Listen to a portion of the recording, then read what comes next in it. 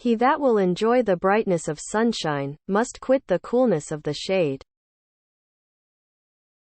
You can't just let nature run wild. Poor, dear, silly spring, preparing her annual surprise. The snow itself is lonely or, if you prefer, self-sufficient. To the artist there is never anything ugly in nature. It is only in the country that we can get to know a person or a book.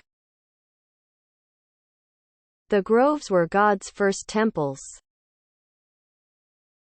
Understanding the laws of nature does not mean that we are immune to their operations. Autumn is a second spring when every leaf is a flower. We still do not know 1,000th of 1% of what nature has revealed to us.